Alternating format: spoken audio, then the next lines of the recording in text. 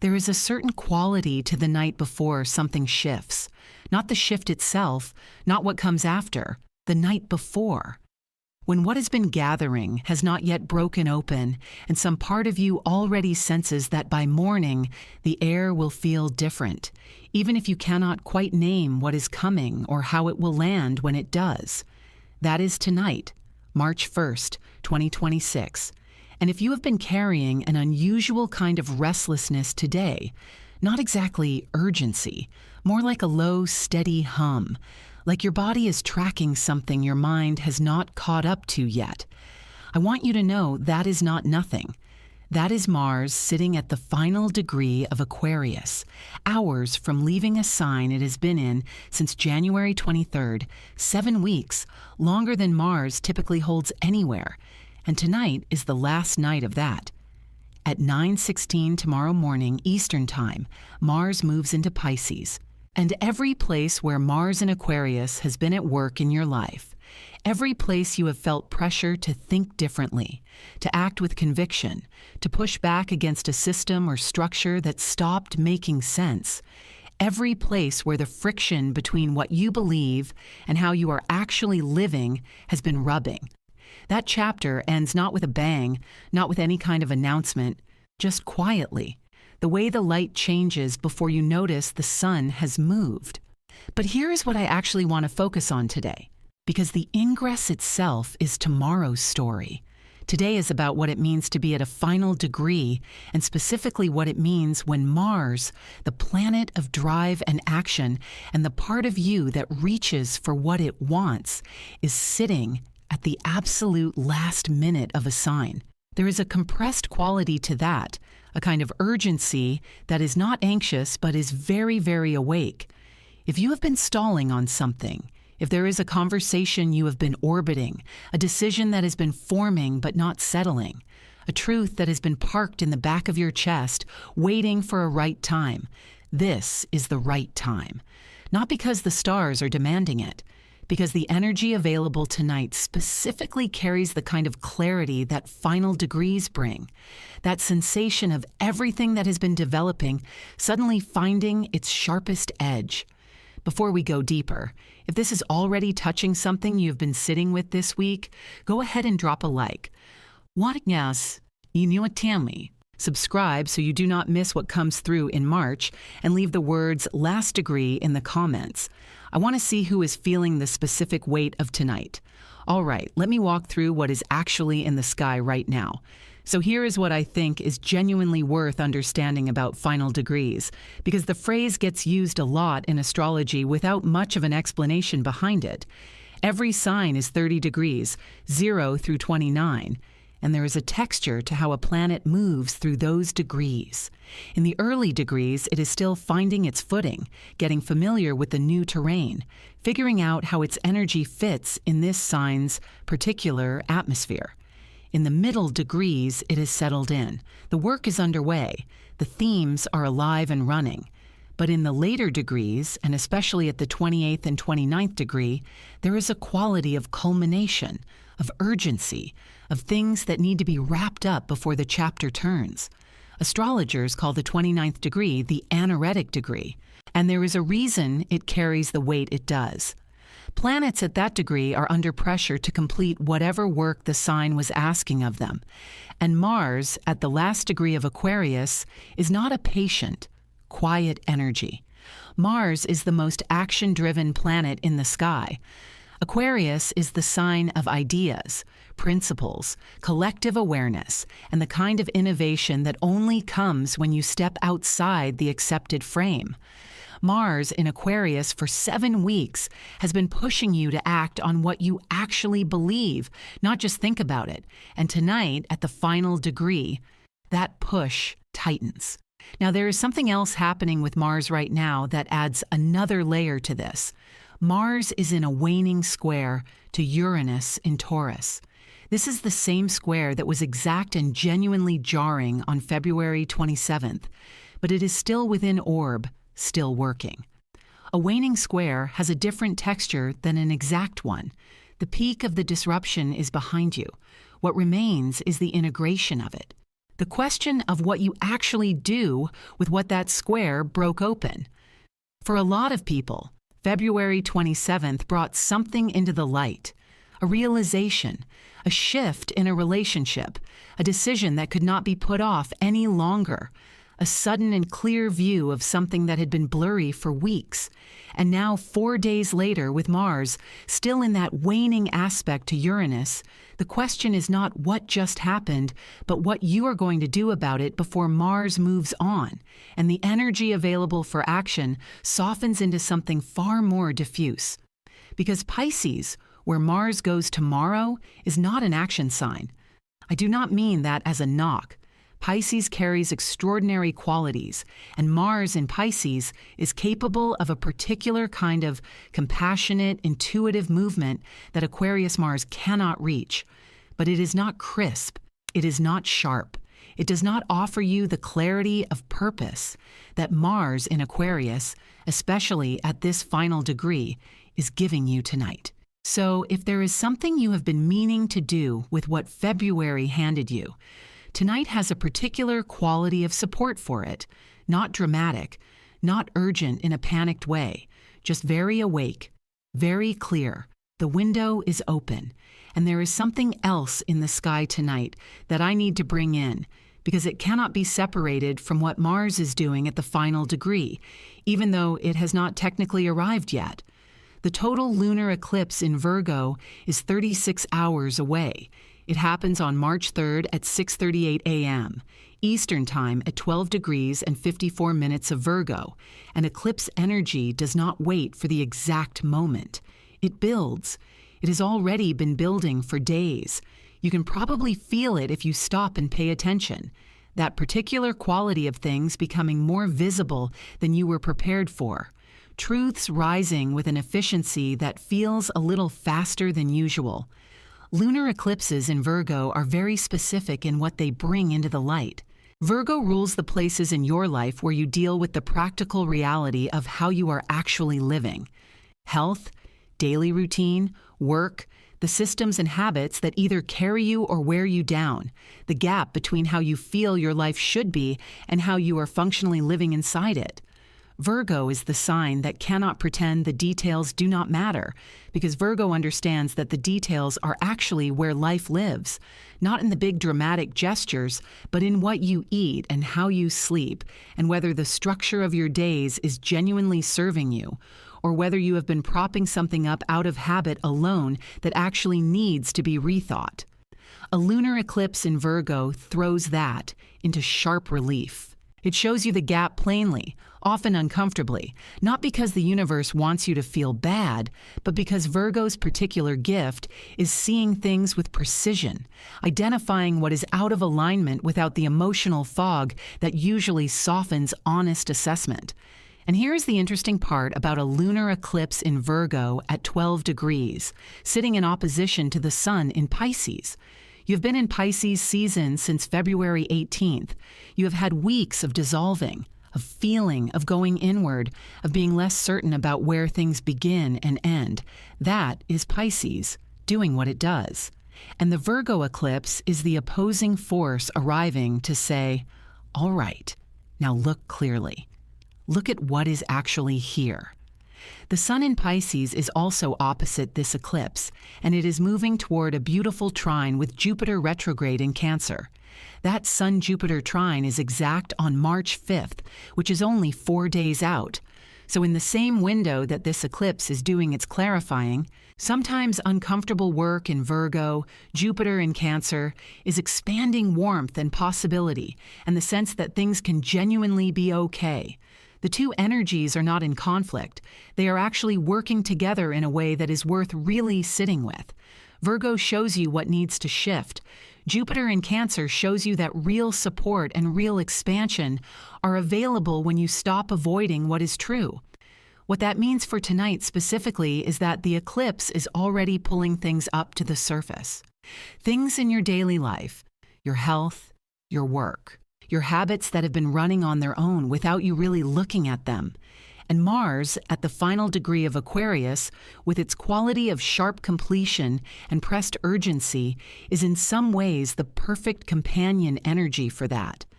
Mars gives you the drive to do something with what the eclipse is revealing, and the eclipse gives Mars something specific and real to point toward. There is also a sextile from the Virgo eclipse to Jupiter retrograde in Cancer that is worth naming. A sextile is a 60-degree aspect of ease, of doors that open without you having to force them. Jupiter in Cancer is the planet of expansion in the sign of emotional roots, home, and what genuinely feeds you. So while the eclipse does its clarifying work in Virgo, Jupiter in Cancer is providing a soft, supporting angle of emotional abundance underneath it. The clarity the eclipse brings is not landing in a cold, bare room. It is landing with Jupiter's warmth close by. That combination is actually quite workable. The truth that comes through a Virgo eclipse can feel blunt on its own. But with Jupiter in Cancer sexiling it, what you get is honest clarity that arrives with the understanding that there is enough support to actually do something with it. And Mercury retrograde in Pisces, which is the ruler of this eclipse sign, is sitting in the middle of all of this in opposition to the Virgo eclipse degree.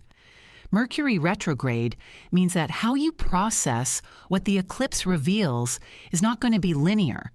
It is going to be circular. You may land on a realization and then find yourself questioning it and then come back to it from a different angle and discover it is still true. That is not indecision. That is the retrograde doing its job of making sure the understanding goes all the way before it becomes action.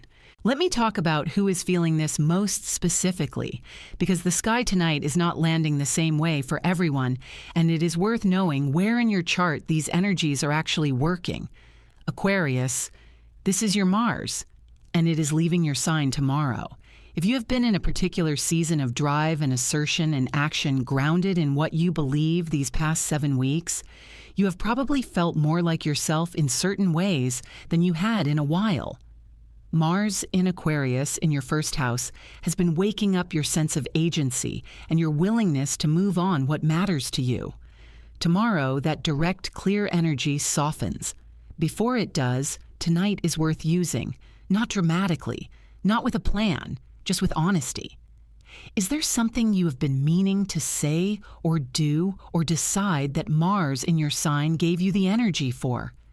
The window for that particular quality of clarity is tonight. Taurus, you are still in the waning aftermath of the Mars-Uranus square, and that square hit your sign directly. Uranus has been in Taurus for 7 years, slowly and consistently rewriting your relationship to security, to what you own, to the material structures of your life. Mars squaring it last week was the activation, the sudden electrical charge into whatever Uranus has been quietly dismantling and rebuilding in that area. What you are sitting with now is the question of what you actually do differently from here. The Virgo eclipse on March 3rd lands in your 5th house, which is creativity, pleasure, and what you make for the joy of it. There is something in that combination worth paying attention to.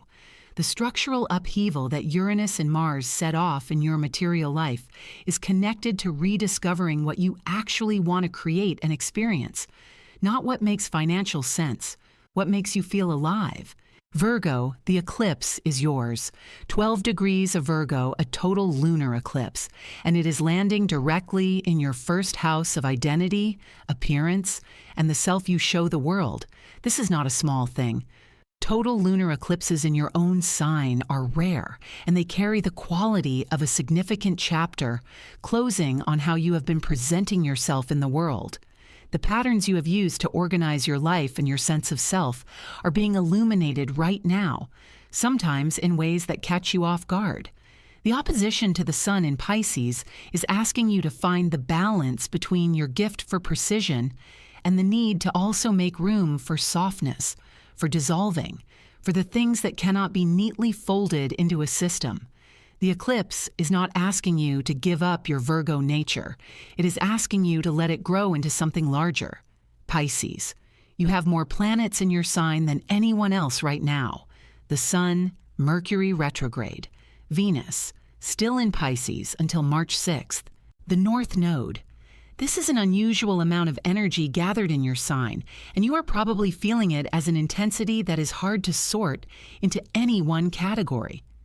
The retrograde Mercury is pulling you back through recent emotional territory, surfacing things that deserve a second look. Venus is holding a quality of warmth and openness through all of it, and the Sun is carrying you forward toward the trine with Jupiter in Cancer, which arrives March 5th and brings a genuine sense of expansion and possibility.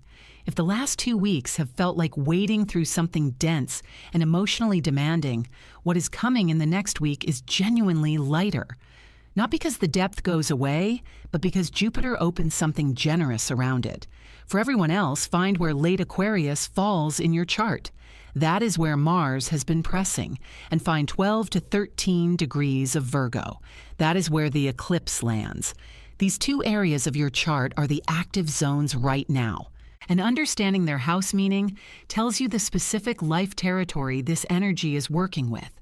I want to come back to the title of this video because I chose it deliberately, and I think it captures something real about March 1st that the planetary positions alone do not fully convey. Everything quiet, not everything dramatic, not everything loud, not the kind of change that announces itself, the kind that happens while you are moving through your day, while you are making coffee or driving somewhere or sitting inside a feeling you cannot quite name.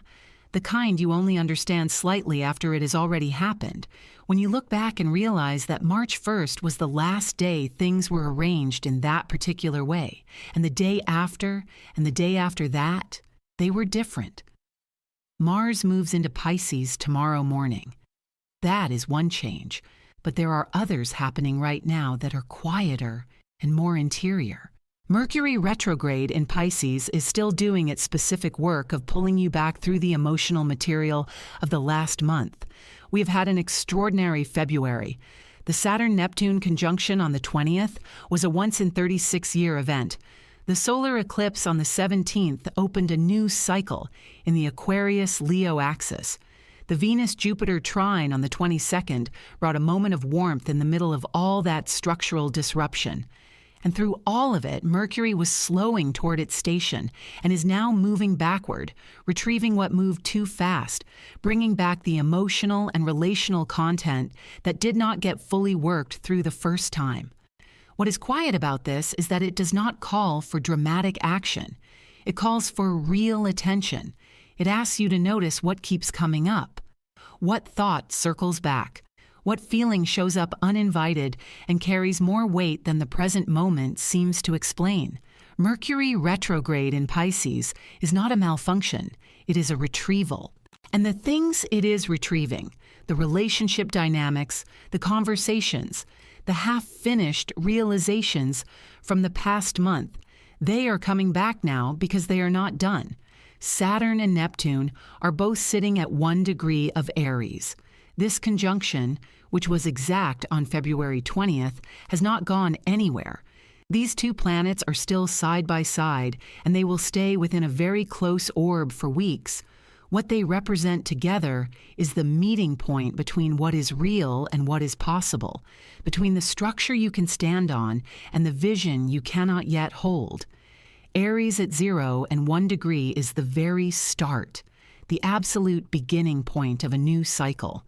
And the fact that the planet of committed reality and the planet of limitless imagination are sitting right there together means that what is being laid at the foundation right now is something genuinely new, not adjusted from what came before, new.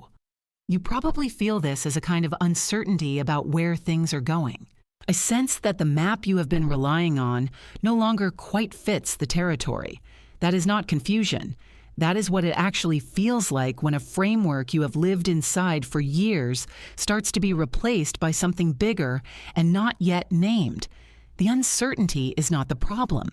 The uncertainty is the sign that the transition is real, and Jupiter retrograde in Cancer at 15 degrees is providing something underneath all of this that deserves to be named. Jupiter retrograde does not expand outward. It expands inward. It makes more available of whatever Cancer governs, which is the inner life, emotional roots, what you experience as home, the felt sense of belonging and being held. Jupiter retrograde in Cancer is a generous interior landscape right now. Even when the outside feels uncertain or unsettled, even when the practical structures are unclear, inside, at the level of what you know to be true and what you genuinely care about, there is more room right now than there has been in some time. Jupiter turns direct on March 10th, 9 days from now. And when it does, whatever has been expanding inward during the retrograde starts to find outward expression. The emotional clarity you are building through this period, the understanding of what you actually need, what actually nourishes you, what actually feels like home in the deepest sense, that understanding does not stay interior forever. Jupiter direct in Cancer takes what the retrograde built and brings it into tangible form, into relationships, into where and how you live, into the choices you make about where to put your energy and who you give it to. So sitting with what is true on March 1st, in the quiet before the eclipse and the ingress and Jupiter turning, is not passive. It is preparatory. What you get clear on tonight about what you actually need and what is genuinely working and what genuinely is not. That clarity feeds directly into what you build when Jupiter turns direct in 9 days. March 1st is quiet, because all of this is working underneath the surface. The eclipse is building, but has not arrived. Mars is completing, but has not yet shifted. Mercury is moving backward through ground that needs a second pass. Saturn and Neptune are sitting at the beginning of something enormous that will take years to fully understand. And Jupiter is quietly making the interior larger. The change tonight is not the kind you can see. It is the kind you feel. The kind that asks you to slow down for a moment and take stock of what is actually true in your life right now. Not what you have been projecting, not what you are planning, not what you are hoping for, but what is genuinely, quietly, actually here. That is the quality of tonight. And sometimes the most significant turns in a life happen in exactly that register. Not with announcement, but with a shift in the atmosphere. The kind you understand only when you look back and realize that was the night before everything was different. If this landed somewhere real for you tonight, leave a like and subscribe and drop last degree in the comments below. I want to see who is in this particular place on March 1st, sitting with the final hours of Mars in Aquarius and everything that is about to change. Take care of yourselves this week. The eclipse is 2 days out, and the sky is asking for honesty before it offers relief. You already know what that honesty is. You have probably known it for a while. See you on the other side.